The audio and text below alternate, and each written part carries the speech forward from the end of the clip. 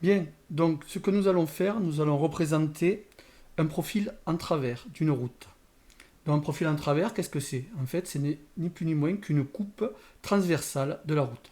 Sachant qu'il existe deux coupes, la coupe longitudinale qui passe par l'axe de la route et les coupes transversales qui sont perpendiculaires et qui sont tous les 10, 20, 30 mètres. Voilà. Donc c'est un plan qui est très important pour la réalisation des routes. Donc ça, c'est le profil en travers numéro 1. Alors déjà, on va regarder un peu comment ça fonctionne. Donc ici, on a un tableau avec des informations, vous voyez, côte horizontale 1,50, échelle verticale 1,50, et ensuite, on a le plan de comparaison. Donc, le plan de comparaison, qu'est-ce que c'est? Ici, il est noté 49, c'est 49 mètres. Ça veut dire quoi? Ça veut dire que le haut de mon cartouche, et ça c'est valable pour tous les profils en long, bien sûr ce plan de comparaison il sera différent d'un profil à l'autre, donc il faut bien le noter. Donc là c'est 49 mètres, donc ce qui veut dire que cette ligne là, que je vous mets en fluo rose, on imagine que cette ligne, elle se trouve à 49 mètres d'altitude. Et donc c'est à partir de cette ligne que on va pouvoir dessiner la coupe ou le profil de notre route. Bien, donc je continue et là on va voir que on a tout un tas d'informations. Déjà, le numéro des points. Numéro des points, ici, on peut les voir 1, 2, 3, 4, 5, 6, 7. Voilà. Et ensuite, on a toute une partie, altitude TN, donc qui veut dire terrain naturel, distance partielle TN, distance cumulée TN. Voilà, donc tout ça que je vous mets en jaune, c'est des informations concernant le terrain naturel. Donc si on regarde ici, on va s'apercevoir qu'on a toutes les altitudes qui correspondent aux différents points du terrain naturel. Donc en fait, chaque fois qu'on a une altitude, ça voudra dire qu'il faudra tracer un point. Donc la première altitude du point, c'est 51 mètres 01. Ensuite, la deuxième altitude, ici le point numéro 2, 51 mètres 06. Voilà.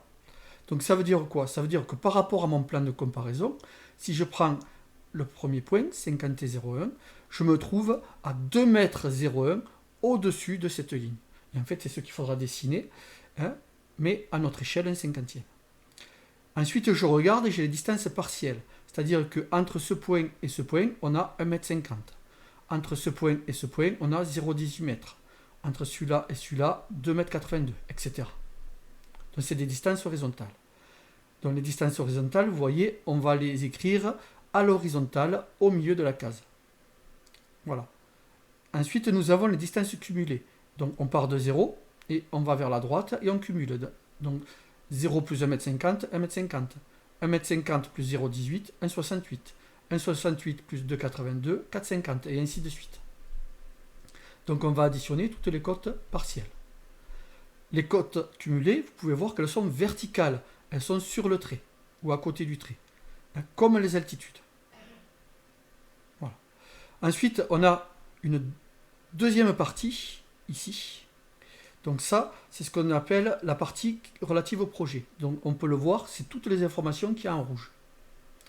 Et donc c'est pareil, on va avoir des altitudes de projet qui peuvent correspondre ou pas aux altitudes du terrain naturel. Ça va dépendre du projet qu'on réalise. Des fois, on va avoir besoin de créer des points. Hein, et des fois, vous voyez, on a des altitudes du terrain naturel, mais on n'a pas des altitudes de projet. Voilà. Donc, là, c'est pareil. Lorsqu'on dessinera, on représentera uniquement les altitudes où on a des côtes. Les points où on a des côtes, pardon. On va retrouver les distances partielles. Donc, c'est la même chose que pour le terrain naturel. Et les distances cumulées. Voilà. Ensuite, ici, on a ce qu'on appelle les pentes et les rampes. Donc les pentes, lorsqu'on descend vers le bas, les rampes, lorsque ça monte. Donc là, on voit qu'on a des horizontales.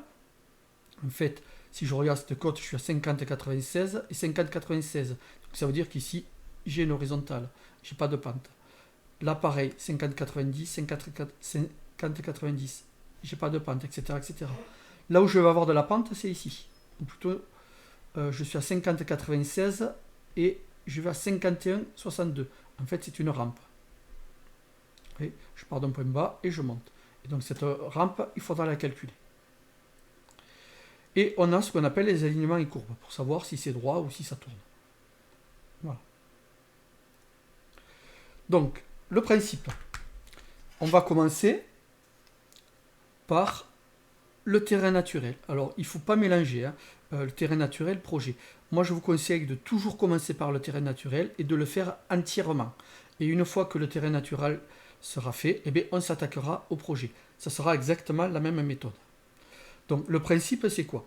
C'est que chaque fois que j'ai une côte du terrain naturel, eh bien, on va tracer une ligne verticale. Voilà. Et on part du plan de comparaison que j'ai mis en rose. Voilà. Alors normalement, il faut le faire au crayon fin. Là, j'ai appuyé un peu plus pour que vous voyez bien. Hein. Normalement, ça doit être une ligne fine. Donc ici, j'ai un autre point, vous voyez, 50,06. Là, j'ai un autre point, 50,07.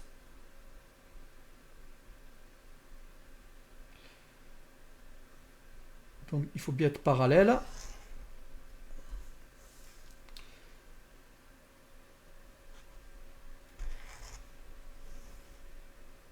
Voilà. Et chaque fois, on part.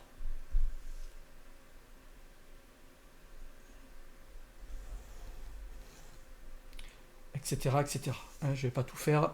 C'est toujours pareil. Bon, faites pas comme moi, soyez bien parallèle.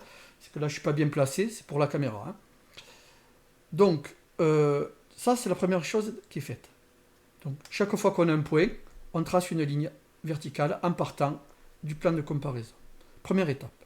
Deuxième étape, on va faire point par point. Le premier point, c'est 50,01. 51,01. Voilà. Donc, là, je vous ai fait passer, je vous ferai passer un petit applicatif de tableur Excel pour vous expliquer. Ça fonctionne comment? On a l'altitude du terrain naturel, 51,01. Donc là, je vais le remplir sur mon tableur Excel. 51,0 mètres d'altitude. Et ça, on le fera pour chaque point. Donc pour chaque point, on va noter le plan de comparaison, 49 mètres d'altitude. On est ici, 49 mètres. Ensuite, ce qu'on fait, c'est qu'on va faire une soustraction. 51,01 moins 49 mètres d'altitude. Ce qui nous donne une altitude de 2 mètres 01. Voilà. Donc du coup, mon point, il va se trouver à 2 mètres 01 au-dessus de mon plan de comparaison, c'est-à-dire de cette ligne. Bon. Moi, je travaille, vous voyez, avec un double décimètre, donc 1 cm.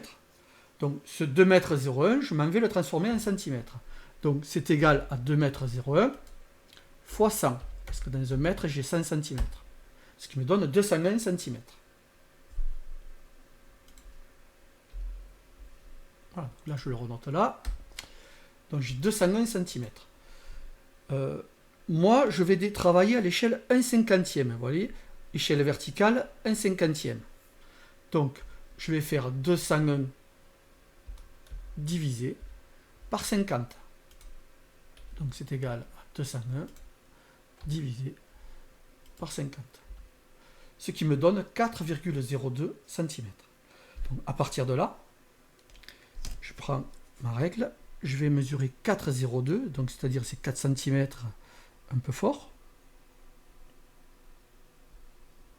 Vous voyez, donc je pars de 4,02 et là je me fais un petit point. Je vais répéter l'opération pour le point suivant.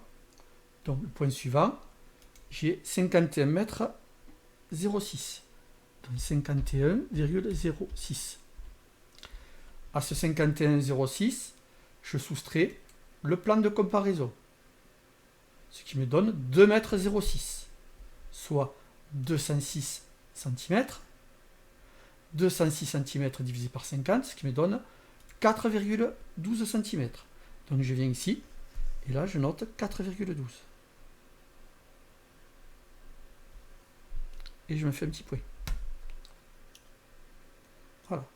Celui-là, ça fera 51,07, c'est le point suivant. Donc ce qui me fera 4 à 14. C'est un chouïa plus haut, quoi.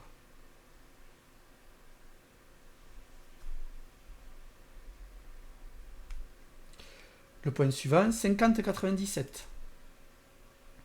Donc 50,97. Ce qui me fait 3,94.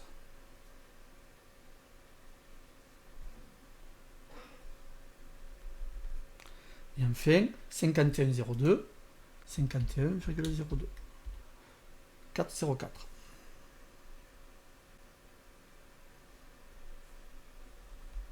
Voilà. Donc, quand on a noté tous les points, et bien là, on va pouvoir les relier. C'est-à-dire, je pars du premier.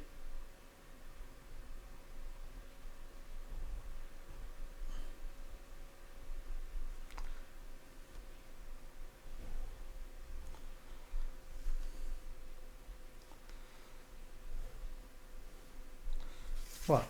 Alors, je vous rappelle que normalement, ces lignes sont très fines. Hein, on doit être beaucoup plus fine que ça. Et donc là, on va voir apparaître la forme, ou du moins le profil de notre coupe de route. Donc c'est le terrain naturel.